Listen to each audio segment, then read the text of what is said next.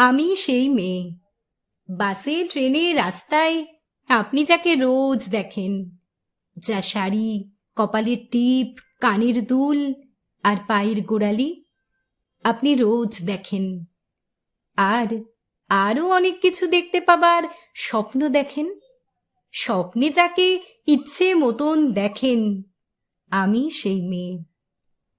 বিহারের প্রত্যন্ত গ্রামে দিনের আলোয় যার ছায়া মারানো আপনার ধর্মে নিষিদ্ধ, আর রাতের গভীরে যাকে বস্তি থেকে তুলে আনতে পাইক পরকান্দাজ পাঠান আপনি, আর সুসজ্জিত বিছানায় যার জন্য অপেক্ষায় অধীর হয় আপনার রাজকীয় লাম্পট্য, আমি সেই মেয়ে।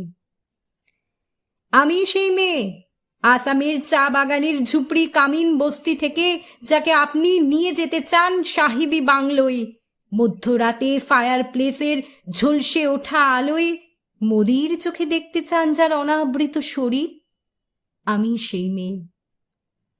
রাজস্থানের শুকনো উঠোন থেকে পিপাসার জল আনতে যাকে আপনি পাঠিয়ে দেন 10 মাইল দূরে সরকারি ইদারায়, আর 20 মাইল হেঁটে ক্লান্ত বিধ্বস্ত যে রমণী ঘরা কাখে ঘরে ফিরলেই যাকে বসিয়ে দেন চুলার আগুনের সামনে আপনার রুটি বানাতে, আমি সেই মেয়ে।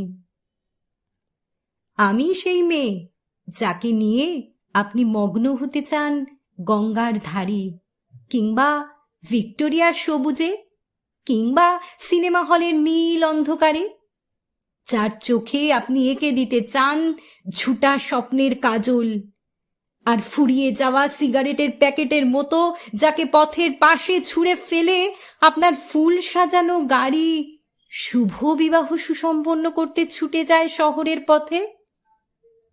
কোণে দেখা আলুর গোধূলিতে একা দাঁড়িয়ে থাকা আমি সেই মেয়ে।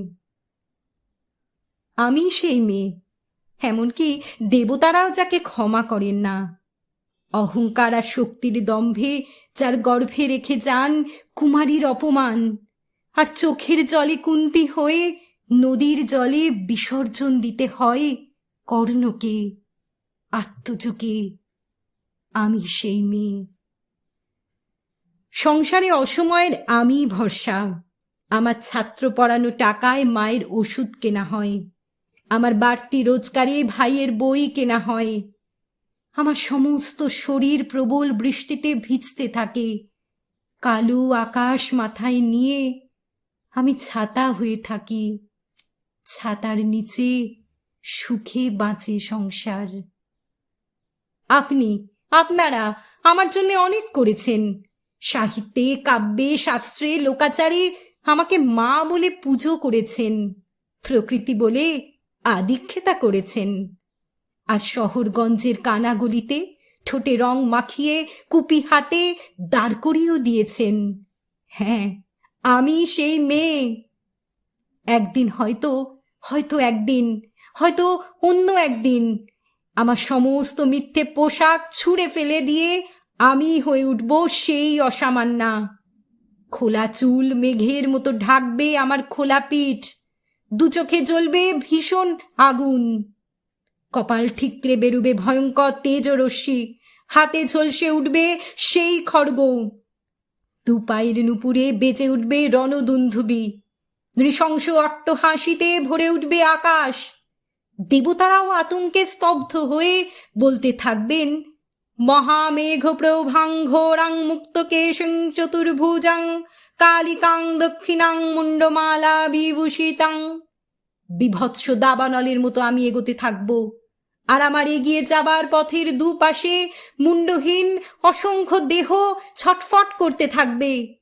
সভ্যতার দেহ, প্রগতির দেহ, উন্নতির দেহ, সমাজের দেহ। হয়তো আমি সেই মেয়ে, হয়তো বা।